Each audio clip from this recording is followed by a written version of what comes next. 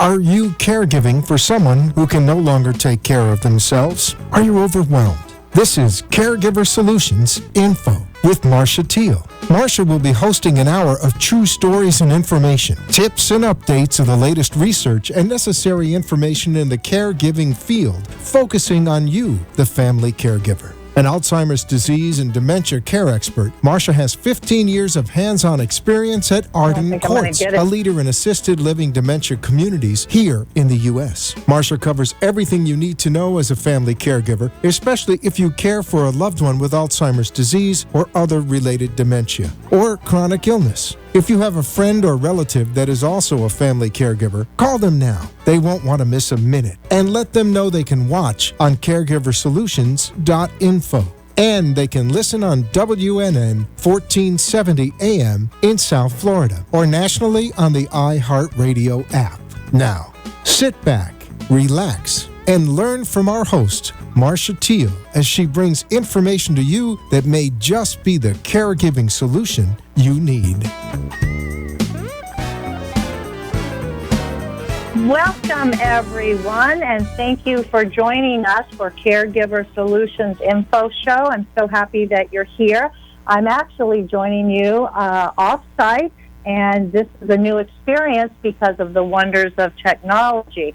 I am so excited that you're with us today, whether you're listening to us on local Southeast Florida radio, which is 1470 AM or 95.3 FM, or whether you're out of the local area and you're watching us live on CareGiverSolutions.info. However you're joining us, thank you for doing that. This show is just for you, the family caregiver, and we talk about all things dementia, Alzheimer's, caregiving, all the things that caregivers might need to know in their journey, because as we know, caregiving is definitely not an easy journey, and the more that we know and the better that we can help each other along that journey, then it will be wonderful for everybody in the long run. So I'm glad that you're here. We are live from Boca Raton, Florida, and I want to, first of all, ask you, have you had any of these warning signs? These are the 10 warning signs of Alzheimer's disease that's printed out and distributed by the National Alzheimer's Association. If you know someone or you yourself are experiencing one of these signs, we're going to talk about what to do. So listen up. Memory loss that disrupts daily life. Challenges in planning or solving problems. Difficulty completing familiar tasks, confusion with time or place, trouble understanding visual images and spatial relationships, new problems with words in speaking or writing, misplacing things and losing the ability to retrace steps, decreased or poor judgment, withdrawal from work or social activities, or changes in mood and personality. Now, if any of these are something that you've experienced or someone that you know is experiencing, you want to seek out a doctor for help. If you're a caregiver and you're already taking care of someone with dementia and you have some of the following issues, you begin to curtail visits and phone calls with close friends. Maybe you've given up hobbies and activities that you've enjoyed for years. You're developing stress-related problems like back pain, headache, fatigue, depression. You're coming down with more colds and flus than you usually do. You have a short temper, and you're taking it out on everybody else. You have bursts of anger at your loved one when they become more difficult or behave erratically. Maybe you've gained or lost weight unintentionally. You have a terrible feeling of despair or pessimism that you can't shake. Maybe you're crying for no reason at all over the minor things, and you complain about lack of sleep or chronic insomnia. Now, if any of these things sound familiar to you and you're a caregiver, again, you want to seek some help and you want to go to a doctor.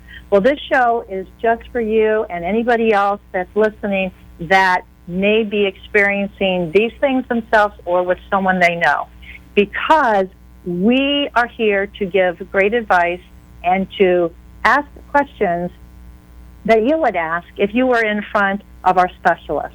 So today I'm very, very excited and happy to have with us in our studio Dr. Rhonda Freeman, who's a clinical neuropsychologist with Sunrise Medical Group, and David DePino, who's the Public Relations Manager for Tenet Florida Physician Services.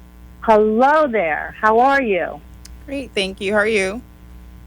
Really good. Glad that you're here. Thank you for joining us on the Caregiver Solutions program today. Let's start out with a couple just explanations. So, Doctor, you are a neuropsychologist. Tell us in layman's language what that means, and why would someone need to go to see you for you specifically? Right, yeah. Neuropsychology is the branch of psychology that's always looking for the why. But when we look for the why, we're trying to do it by figuring out what's happening in the brain. So when we have someone who comes to us with symptoms of memory problems or concentration problems, or word-finding problems, we're trying to figure out what's making those changes happen. So we use our test to see if we can come up with a diagnosis of a certain condition or rule out conditions. And so that's why I say we're more the why when it comes to psychology, because we're always trying to dig and figure out what lies behind the symptom. Okay, so that's good. So you're talking about it, you're checking it out, finding what's going on, what's wrong, and some people don't know, who to go to. Of course, they might go to the primary care, but sometimes they need more than a primary care. Yeah. Primary care is definitely a medical condition, but when something's going on, like you said, with your brain or with your mood, that would be somebody that you definitely would be able to help, right? Yes, exactly. So would your typical patient then be a caregiver that's taking care of someone else, or would your typical patient be the person with the memory loss or with the symptoms of memory loss, or would you be actually seeing maybe both of those types of people? It usually starts off with being the patient, the person with the memory loss, and they're brought in usually by the caregiver. Then in the evaluation, I take care of the patient. But then afterwards, I talk to the caregiver to try to give them insight into what we found and then how they can use our information to better help their loved one. And so in a way, I end up seeing both people, although the person I'm most concerned with and is my patient is the person with the symptoms. Okay, good. But as we know, Alzheimer's disease, and that's one of your specialties, is helping in that field of dementia and specifically Alzheimer's. It's a family disease because it doesn't just affect the one person, it affects the whole family, right? It does, absolutely, yes. And so this is something that if a caregiver is experiencing some of their issues, obviously you're going to help them and help other family members to deal with this, because it obviously people know, or hopefully they know, that Alzheimer's is a progressive disease and it's only going to get worse. That's true. When they first meet me, it can be very jolting because we're at the very beginning when we're giving the diagnosis. So it's all very shocking. It's often very new for both the patient and for the caregiver. So obviously in subsequent visits, we let them know, bring your questions to us. Tell us what's going on at home and in what ways that we can help, given that we really know their loved one through all of our assessments, in what way we can help to help them modify things at home to make it better, both for their loved one and, of course, for the caregiver. So we absolutely take that into account. Yes, it's very important. So one of the things that you do you actually then diagnose somebody if they come in with these issues and they tell you, look, this is what my husband's doing, this and this and this, right. You would actually go through the clinical process of diagnosing them? That's true, yes. Okay. I'm a part of a neurological team, so it's not solely by myself. I take into consideration their neurological exam, the MRI results, blood work, all the other results. So by the time they come to me, they've had all those things done. And then I do the cognitive testing to see what the patterns look like. And then collectively, that's how we come towards the diagnosis.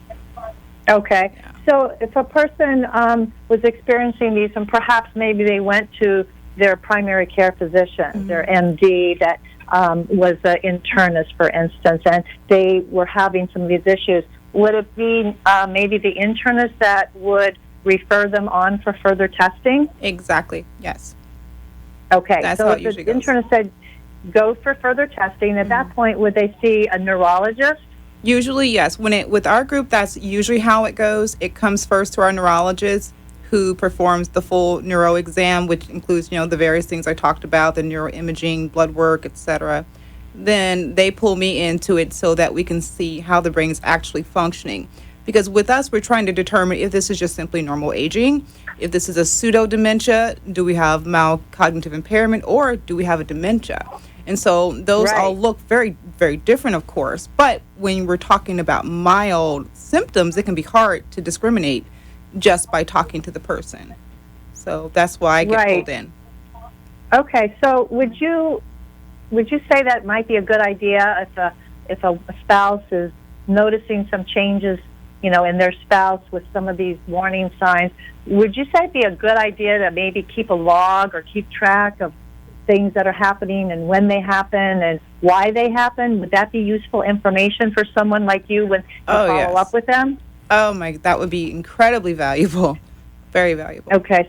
So it sounds like from the way you said it that not everybody provides you with that. It's wonderful rare. Okay. So we want to, tell everybody out there, look, if you do see something happening, some changes, I know a lot of people actually kind of slough that off, like, oh, maybe he's tired, or we just got back from a long trip and, he's just exhausted, or maybe he's having some stress-related things at work that's causing him to behave this way. And a lot of, people just don't really think that it could be something else, but so many times I've talked with caregivers that said, I know it happened a long time ago before I even thought of maybe a disease like this, but I never thought about, checking it out because I just kind of chalked it up to something else. And do you hear that a lot from people? Quite a bit, yes, absolutely. Yeah, so we want to, jump on this as soon as possible because would you say that the sooner someone gets help, the better it can be, if that's possible that it can be better? And yes. And why would you say that? Well, we have a window of opportunity with the current drugs on the market. They are most effective when we're in the mild stage. And so if we get somebody who's in the middle stage or even, and I have actually seen patients for the first time who were in the more severe stage, there's not a lot that the medications can do to impact the disease process at that point. So the earlier, the better. And are you the one do you prescribe medications for the patients? No, as a PhD, I do not prescribe. It's our neurologist. Okay, so you're working hand in hand with that neurologist. Exactly. To get down to the best information from all of the testing to find out what could be done. And in some cases, like you said, if it's early enough, the neurologist will be able to, maybe prescribe the Aricept, the Namenda, whatever might be, most appropriate at that time for that person. That's exactly right. Mm-hmm. Okay, very, very good. Mm-hmm. Well, this is going to be an awesome information gathering from you because we're going to take our first quick commercial break, and when we come back, I want to talk about the different types of dementia. You mentioned a few things, pseudo-dementia and MCI, and we want to talk about that and explain the differences. So stay tuned, everybody. We'll be right back after commercial break.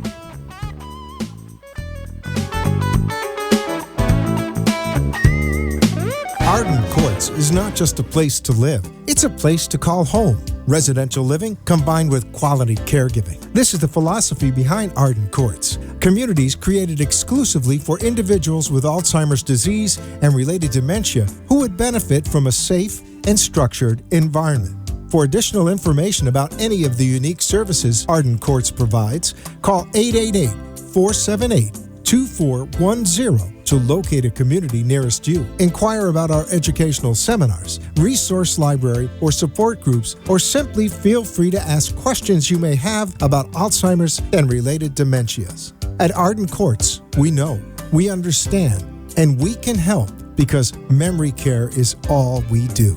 Remember, call 888-478-2410 for additional information about any of the unique services Arden Courts provides. Do you need the advice of an elder? The inability to recognize the obvious often occurs with Alzheimer's, particularly among the family members who care for them. When the time comes for you to decide that someone you love needs more help than you can give, will you be able to recognize it? Don't wait for a crisis to make the decision for you. Talk to us. We know. We understand. We can help. Arden Courts. Being unable to recognize the obvious often occurs with Alzheimer's or related dementias, even among their caregivers. When the time comes for you to decide that someone you love needs more help than you can give,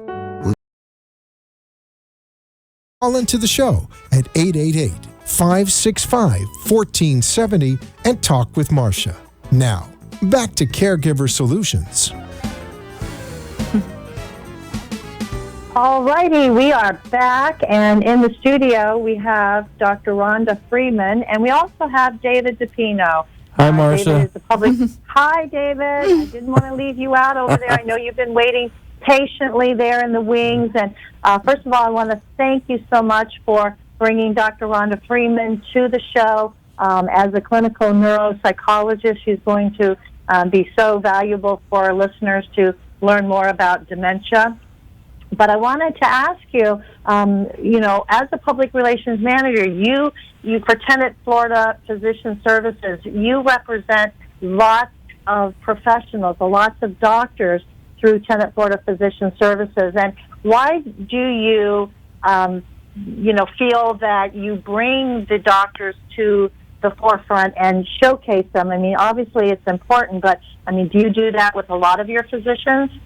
Well, I have 180 physicians right now that I do PR for in Palm Beach, Broward, and Miami-Dade counties. And second half to your question is for patient education. We want to get the word out there on the latest treatments, the latest assessments, the latest care that's available in our network, which is Tenet Healthcare in South Florida with our 10 hospitals, and like I said, our 180 employed physicians in Tenet Florida Physician Services. So first and foremost is patient education, getting the word out there of the care that our physicians provide.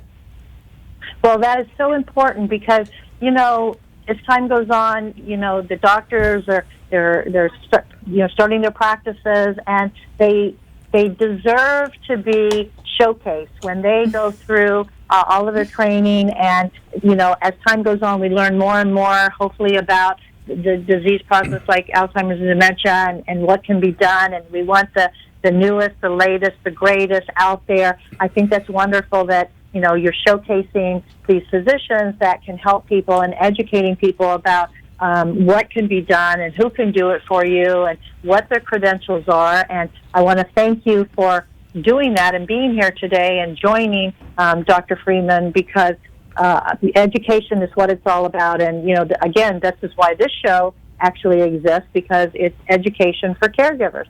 So thank you again for what you do and for bringing all of this to the forefront for our caregivers. Definitely. Thanks for having us. We're really happy to be here and get some great information out to your listeners. Wonderful. So, Dr. Freeman, back to you. Earlier before break, you threw out some terminology that maybe some caregivers are new to or maybe haven't checked out yet. Mm-hmm. When we're talking about dementia, there's different kinds of dementia. And dementia is actually not a disease in itself. It's symptoms of something that's going on with people, like the 10 warning signs that I talked about at the beginning. But there's different maybe stages of dementia, and you mentioned a few of those. So could you please explain like the difference between dementia and MCI and maybe a pseudo dementia? All of those, kinds of words, they kind of just get all jumbled up, and we need to separate them. And so can you shed some light on that for us? Yeah, absolutely. So when I see somebody there, I'm looking at a few things. One, are we simply dealing with normal aging, or is this pseudo dementia, or if it's MCI or dementia? Pseudo dementia means that there is no true dementia disorder, but the person's having trouble with their functioning, and it's most likely due to a depression or an anxiety or some kind of significant stressor that has them unable to function at their usual status. And so families might think this is Alzheimer's because the person is no longer able to handle their bills or something like that. But then when they come to get tested, all the testing comes out pretty much normal. And a part of the neuropsych is also a psychological evaluation too, because I have to look at their mood and anxiety and all that as well. And then that's when you find the person has a major depression disorder or an anxiety disorder. We treat that, things are back to normal. So that's not dementia. So depression could actually look like a dementia, is kind of what you're saying, right? For some people, yeah. It can impact motivation tremendously, and make them make a person just check out, because the neurotransmitters are in such disarray that they have trouble focusing, they have problems doing what they used to be able to do, or even wanting to do what they used to be able to do. And so for somebody in their 70s demonstrating this, families might get worried, naturally, that this is a dementia. And we do as well. That's the reason that, then we give them a full neuro to check them out and find out what we're dealing with. Right. So if someone, got the right treatment for depression, then perhaps all of those other things would fall into place, and they would be feeling better and not really having those same dementia-related behaviors. But also, couldn't it be something like a maybe I've heard thyroid problem or a B12 problem? So could it be related to a vitamin deficiency? That's right. It could be metabolic as well. That's a part of the neuro panel, part of the whole neuro examination. They do that right up front, because obviously, if we're dealing with the B12 issue or thyroid issue, those things can be easily treated, and the person does resume, their normal status again. So absolutely. Okay, well, that's good to know. So sometimes it's good news. Sometimes it's something that can be cured because it's not really a true dementia, and you go to the doctor and get the blood test and find out that it's just maybe something that you just are deficient in, and the vitamin or the right treatment can help you. So that's the pseudo dementia. Right. Now, what's MCI? What does that stand for, and what is MCI? MCI is mild cognitive impairment. It is always, for people who have Alzheimer's disease, it's always a precursor to Alzheimer's. However, having MCI doesn't mean someone will definitely go on to have Alzheimer's. So they're not exactly, the same. It's not like this step and then the next step, naturally, or rather, definitely. So MCI means that the person is demonstrating one area of cognition that is pretty severely impaired. Let's say that their IQ is here, their concentration scores are here, but then when I give them memory tests, far down here, there's just huge discrepancy where they're not able to remember information, but everything else completely fine. They're functioning pretty well, they can pay their bills and all those kinds of things, but memory is absolutely impaired. We would diagnose that kind of patient, those symptoms, with MCI. Of course, take into consideration all the other medical, tests they've had. So, right. And then there's two general types of MCI. We have MCI that's amnestic, which we don't really call it amnestic. It's just called MCI. That one often moves on to be Alzheimer's disease. And then there's the other kind of MCI that's not amnestic, meaning the memory is not amnestic, but they have a lot of trouble with, let's say, concentration or executive functions or perhaps language. And that may not ever move on to be Alzheimer's. And do you ever know which one is which, or which one the person has? Is there a way to tell? Yeah, neuropsychological evaluation. Okay. So then someone that has MCI, they could just stay in that stage, and it may not ever move on to an Alzheimer's disease. Exactly. And is that at a certain age? Does someone get MCI? Is it part of normal? Is MCI part of normal aging? No. And I'm sure you're completely aware, given your background, that normal aging is not correlated or not the same as impairment. Because normal Correct. aging is, you know that. Well, I'm putting myself in the shoes of a caregiver because, that's what we want to ask those questions because caregivers, sometimes don't have the opportunity to get all this. And, I want to ask those questions for them because it can be very, very confusing. Especially, people get so overwhelmed with all of the things that they have to deal with on a day-to-day basis. And speaking of depression and that masking as a dementia, and we're talking about caregivers right now. What about stress? Does stress have any relationship to pseudo-dementia?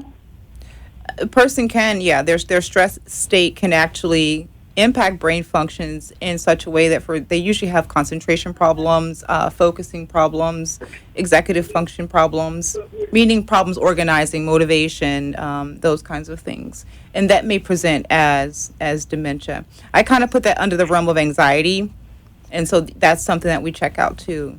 So that if they need a psychologist or they need a different branch of treatment like a psychiatrist, then we make sure they get what they need from that standpoint. Yeah, that's very important because a lot of caregivers feel like they're the ones going crazy when they're caring for someone with dementia because they can't remember. They feel like they're losing it. They're under so much stress, and sometimes they feel like, hey, I think I'm getting it. And most of the time, it is because of the overwhelming stress that they're under and not being able to, get the proper rest or take care of themselves. Absolutely. That can cause this. So, we want to be sure to treat not only the patient, but, there's treatment for caregivers too. It's very, very important. Absolutely, yeah. So I know that you also specialize in adult attention deficit disorder, since we're talking about not being able to focus. And that's something that you have expertise in.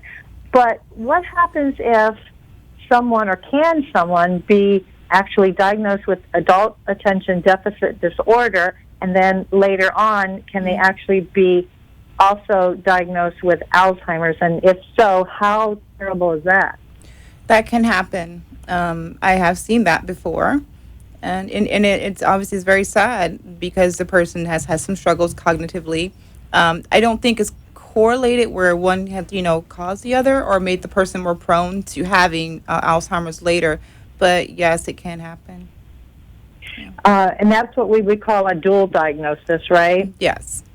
And a lot of people can have dual diagnosis of Parkinson's. They can have Parkinson's disease, and Parkinson's can actually also be related to dementia. It's Parkinson-type dementia. People can have, matter of fact, not too long ago on the show, we had a nurse whose daughter was born with Down syndrome, and the daughter, is in her early 30s and was recently diagnosed with Alzheimer's disease. So now you have a dual diagnosis of Down syndrome with Alzheimer's. So it gets very scary and tricky when you're dealing with these dual diagnoses. And how do you, or is there a way to treat one or the other, or do you do it together? Do you separate them? This is usually the conversation that the neurologist will have once they get the test back, and I'll let them know that these are the diagnoses that we're working with.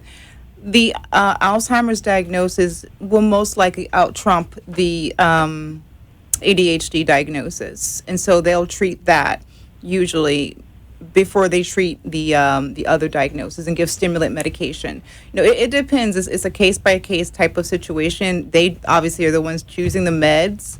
But from what I've seen in how they practice, they often go for treating the dementia. Wow.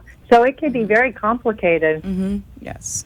So, again, we want to stress to caregivers to not wait to get help. Go see a doctor, get everything checked out.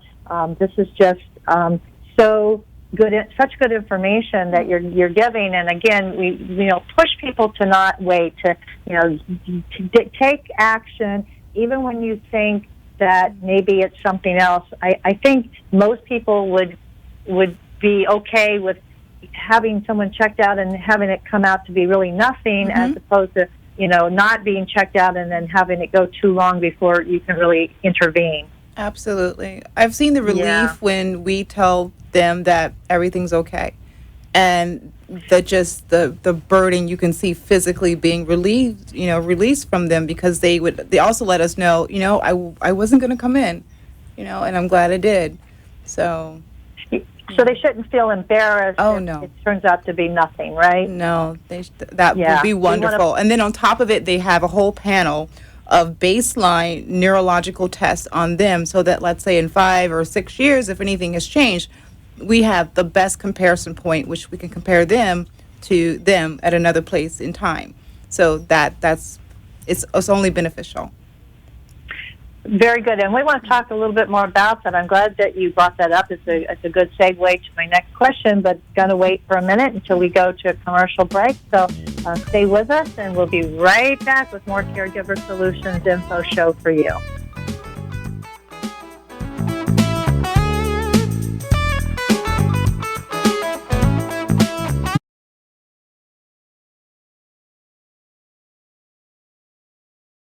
You be able to recognize it? Don't wait for a crisis to make the decision for you. Talk to Arden Courts. Memory care is all we do. We know, we understand, we can help. To learn more, visit arden-courts.com. Arden Courts follows equal housing opportunity guidelines.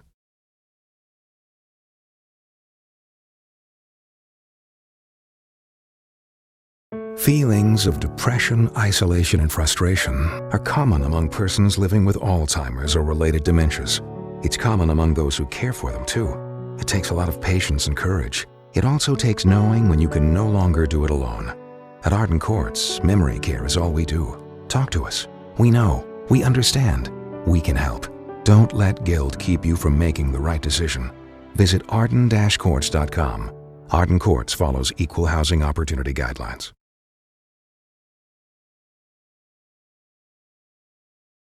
Wandering is a common problem for people with Alzheimer's or related dementias. It's also a problem for family members who care for them. Keeping them safe and secure means never letting your guard down. And even though deep down you know it's time, it hurts to have to ask for help. But it could hurt them even more if you didn't. We know, we understand, we can help. Arden Courts. Being unable to recognize the obvious often occurs with Alzheimer's or related dementias, even among their caregivers. When the time comes for you to decide that someone you love needs more help than you can give, will you be able to recognize it? Info. If you have a question or wish to share a story, call into the show at 888-565-1470 and talk with Marcia. Now, back to Caregiver Solutions. And we are back, and at this time I would like to thank our national sponsor, Arden Courts Memory Care Community. Arden Courts has about 50 communities throughout the United States, 10 right here in Florida, and Arden Courts really cares about the caregiver as much as they care about the person that they're caring for with the memory problem. As such, they have wonderful resources. And one of the resources that Arden Courts would love to provide to you is a free copy of the 36-Hour Day book.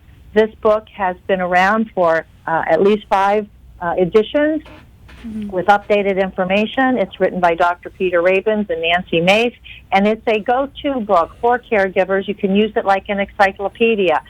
You can pick and choose what you want to read about when the situation is actually applicable to you, and get answers right at your fingertips. If you would like to have this free book, all you have to do is call Arden Courts on their toll-free line, which is 888-478-2410. Again, 888-478-2410. And let them know that you heard about the offer on the Caregiver Solutions info show, and they'll get your name and address and make sure they get a book right out to you. So call them and ask for that book. You'll be glad that you did. So in our studio today, we have Dr. Rhonda Freeman, clinical neuropsychologist, and David DePino, PR manager of Tenet Florida Physician Services. Thank you again, both of you, for being here today. It's really great to have you. Thank you. Thank you, Marcia. Mm-hmm. So, Doctor, you were talking about people coming in, getting diagnosed. We were talking about all the different types of dementia or pseudo-dementia, and you talked about a baseline. Can you explain more about why people should have a baseline and how often maybe they should come in for testing if they're suspicious something's going on? Well, when you're suspicious, you should definitely go in, and the neurologist then can guide you to what types of tests they want done.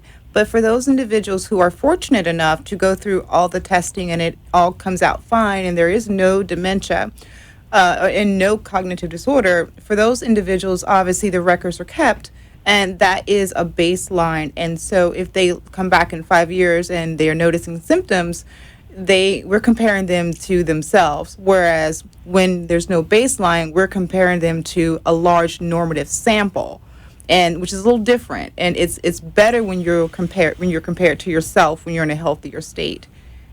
We can tell very subtle changes when we're now comparing person A at 55 or 65 rather than person, that same person when they were 60. Well, that's a very good point. Just like for women having mammograms, you get a baseline maybe around 40, and then you can compare and look for changes. So the same would be applicable for someone who's having some challenges with their memory, and seeing, if it's advancing or not would be a good idea. That's right. Yeah, that's really, really good. Well, what about changes in caregiver moods? I know you also specialize in relationships and people relating, and which is great for caregivers, because caregivers sometimes have a really hard time relating, and you talk with them and see what's going on in their lives. But what feelings or moods are typical for a caregiver taking care of someone with a disease like Alzheimer's? What are they going through? Well, the things that get disclosed to me often gets disclosed in ways that they feel guilty. They feel badly that they became upset. That's the one that I hear the most. They feel ashamed that they'll say, I understand his condition, and yet I still became irritable. Like, why? What is wrong with me? So we'll have to have conversations that, you're human, and of course you're going to be, get upset. And then we talk about ways, though, in which they can kind of make sure they're taking good care of themselves, and in ways that they might have to become more adjusted to talking to their loved one in a different way, because no longer will they be able to have the level of conversation that they had before, because the loved one may not understand as well. So we talk about, being a little briefer, and moderating your style of communication to not necessarily being a lower level, but just a level that's appropriate for the caregiver. So one of the biggest complaints I hear is that they feel guilt. They feel guilt. Yeah, guilt is a big one, the big G, and I don't know why that's the biggest one, because sometimes caregivers feel guilty, but it's not their fault. That's but right. Maybe they feel guilty because they're looking at the future and looking at the possibility of maybe having to place someone in a memory care, and maybe they are anticipating guilt about that because they promised their loved one they'd never put them in a home. I'm sure that comes up in your conversations too, doesn't it? Absolutely, yes. And how do you address that with the caregiver about, I promised my spouse I'd never put them, I'd always keep them at home, but what happens when they physically can't do it anymore? How do you help a caregiver with that situation? Well, you try your best to help them see the reality of the situation from a safety standpoint, from what their loved one needs, from the fact that they won't be able to provide those kinds of things for their loved one, and that it would be fairer in certain circumstances. Obviously, they checked out the place and made sure it was safe, it was good, and they could, visit regularly and be there. So long as they've done their due diligence with regard to a good environment, then they have to look at things differently, because at home they may not be able to provide those kinds of things. Then the person might get hurt. The person may be understimulated and end up being more aggressive because of that understimulation, because suppose nobody's really at home as much, or a hired caregiver is a hired caregiver may not be of the caliber or quality that they would in another environment. So there's so many variables that you want to remind them about. And I think that's important to remind them because, we're not superhuman. Mm-hmm. We are fallible. We all have our limits that we can go to. And I unfortunately know of caregivers who have strung themselves out being martyrs to try to do it all and be it all. And, they're unfortunately stressing themselves out and putting themselves at risk for, mm-hmm. Even health-related problems and maybe even dying before the person that they're taking care of because of Yes, that's very true. I even give them a little neuro lesson about how stress impacts the body and the brain. And I talk about there's a system called the HPA system, and it's where our stress system from the brain, it directly impacts our body. So it can impact our heart, hormones. It can give all kinds of conditions. And if you end up with a condition, then how can you take care of the person who really needs you? So stress control is extremely important. So do you help caregivers know how to relieve their stress? Do you have any tips on to tell them to, it's good to say don't stress out, mm-hmm, but how does a caregiver not stress out? Yeah, I understand a million things on their plate. How do you help a caregiver to de-stress? Now, because my role at Sunrise Medical is an evaluator, I tend to only see people just a few times. If I do see a caregiver, it's a few times. So I tend to refer them out to a geriatric psychologist who would be able to work with them and help them understand how to relieve stress. I also encourage support from other caregivers. They are the best group to talk to because they know strategies that work for them that you may not have thought of. And so caregiver groups are really important, a support group. So as far as giving tips, I tend not to get in that area because I don't have an ongoing relationship with the person after the evaluation. You're a piece of the puzzle, and mm-hmm. we've always said that, caregivers need to have their team, and it takes a whole team to take care of someone with dementia. It's just not one doctor, or one nurse, or it's not just, a person that you go to or a support group. It takes a village. It really does. So you're going to have a lot of doctors. You're going to have mm-hmm. the neurologist, the mm-hmm. neuropsychologist, maybe the geriatric, the care manager. Maybe you're going to have the psychologist. These are all part of your team, and you, as a caregiver, probably should align your team and get people on your team as soon as possible. Would you agree with that? Absolutely. And interesting that you said, team in that way, because after we give feedback, that's one of the things I let the caregiver know. You got a team now. You got us. You come to us. Anything you need, you just say it. And we try to find you that other person that will fit in with our team and help you. And so we try to let them know that this is not an isolated, you're by yourself with your caregiver. With your loved one. We're all in this. We're all involved. Right. And we all need to be kept abreast of. If you bring somebody new on the team, we need to know. That's true. Mm-hmm. And I know a lot of caregivers, you mentioned support groups. A lot of caregivers say, I don't like support groups because I don't like going and hearing all of everybody else's, stresses and all of their sad stories. So we encourage them to get the support, but I also want to say that there's different support groups with different people, and mm-hmm. you got to find one that maybe works for you, that fits where you belong. Absolutely. So just because you say support groups and people say, mm-hmm. no, I've been there, done that, I've tried that. Mm-hmm. We want to encourage people to try it again or try a different one, because people are in different places all the mm-hmm. time, and it's going to be different everyone you go to. That's true.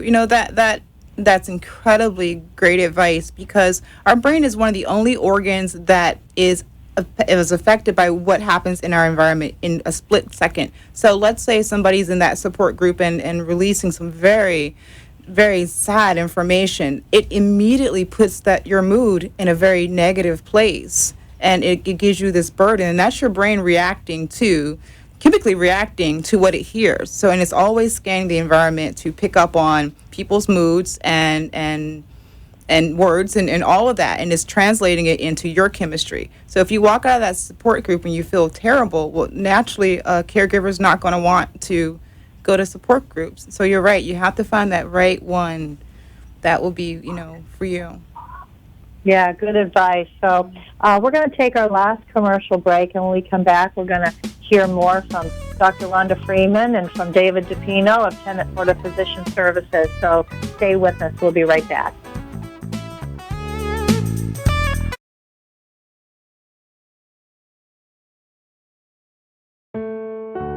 The inability to recognize the obvious often occurs with Alzheimer's, particularly among the family members who care for them.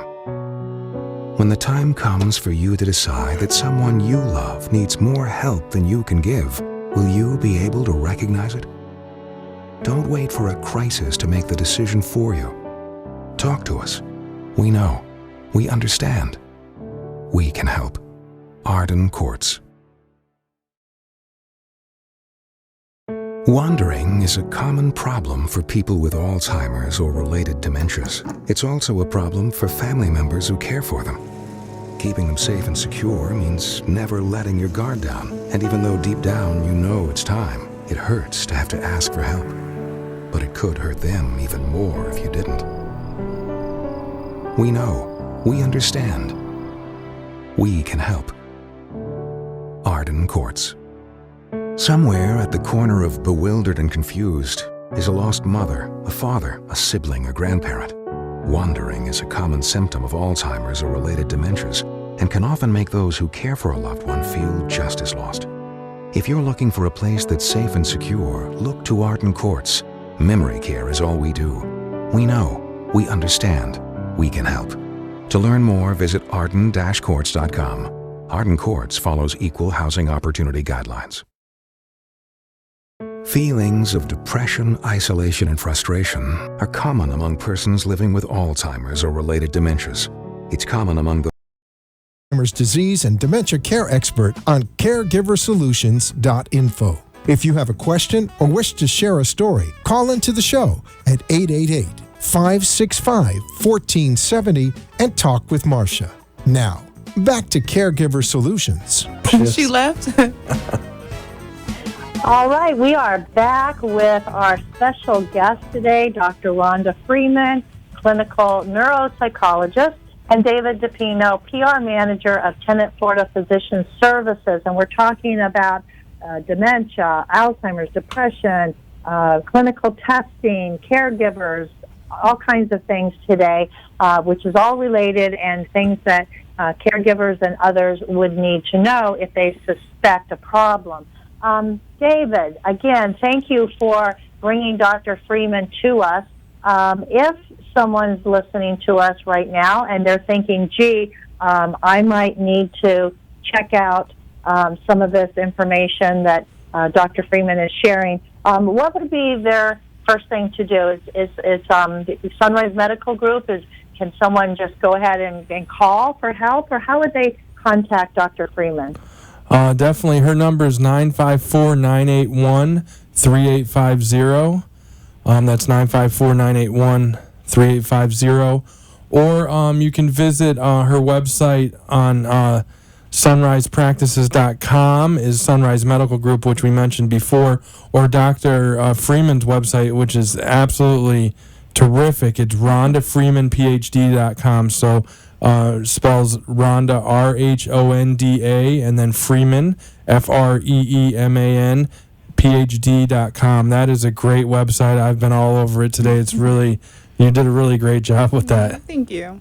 Thank you. And David, why are you excited about our website? Because a lot of people go to websites and they don't really get a lot of information. So it sounds like, and unfortunately I haven't had a chance to check it out myself, but sounds like people can go there and really get some good info.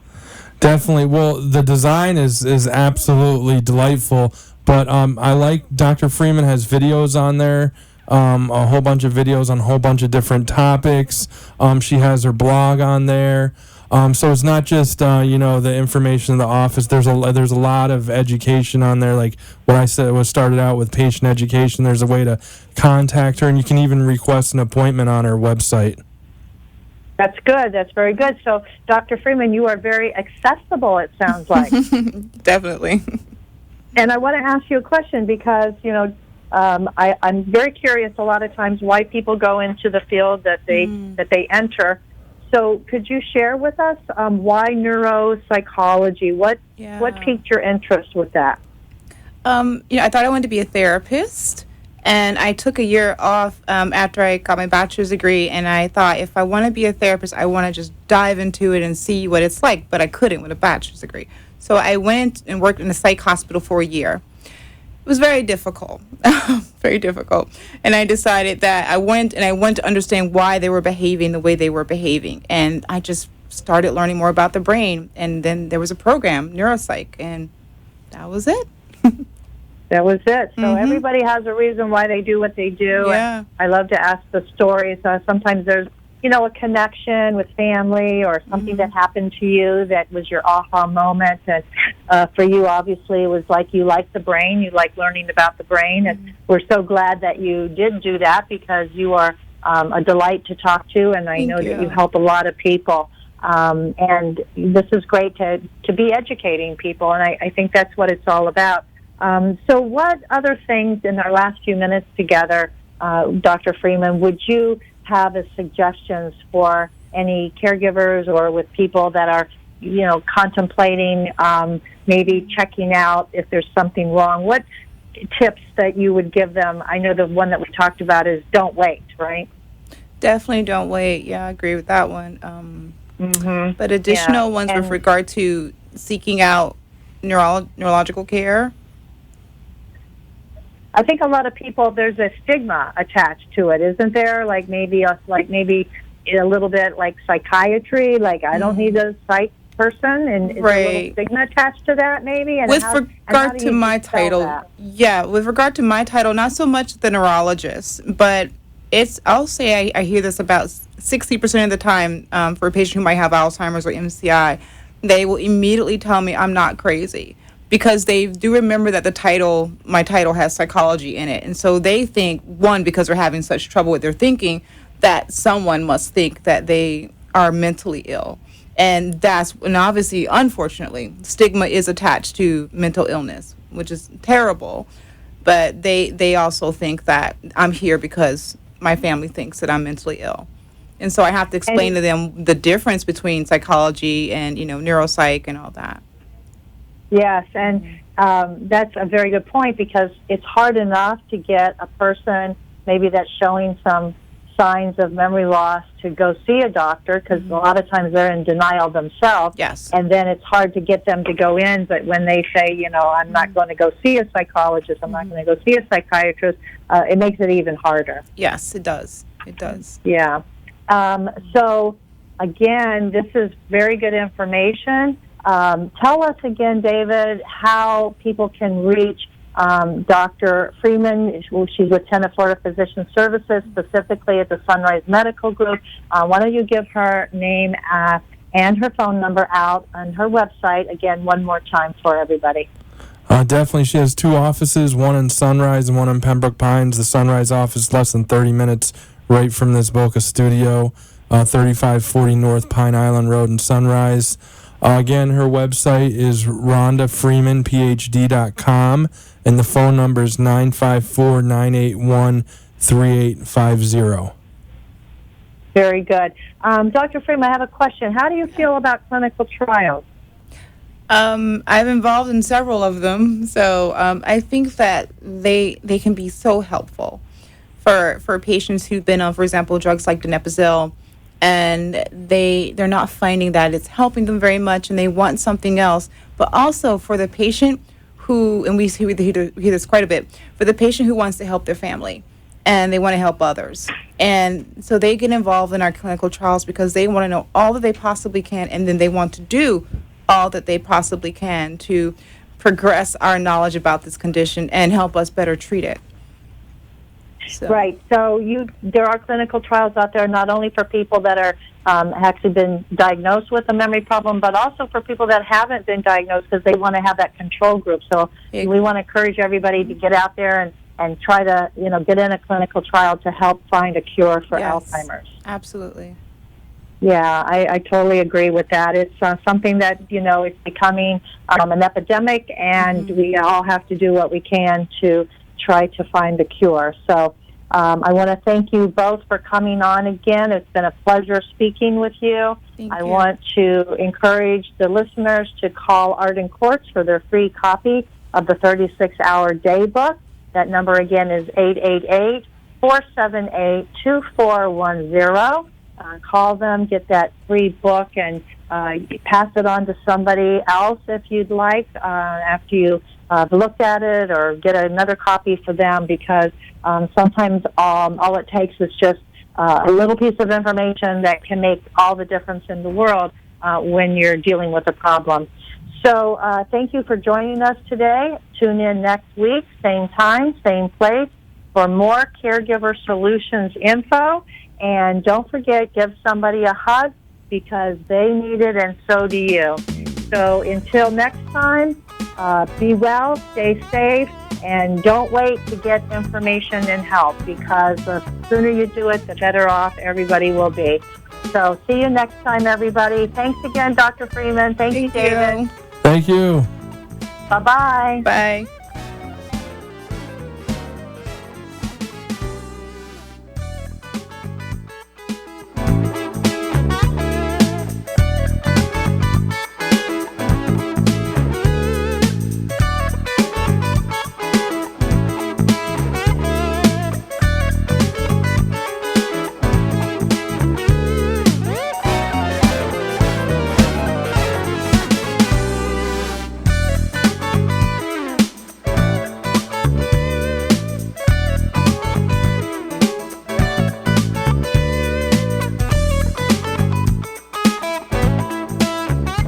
Thanks for joining us for this week's Caregiver Solutions with Marcia Teal. Join us next week as Marcia, who has 15 years of Alzheimer's disease and dementia care experience, brings you more needed information to help with the care of your loved one. This show can be seen again on CareGiverSolutions.info, and questions can be left on the site, which may be used on the program to help others. See you next week for more Caregiver Solutions.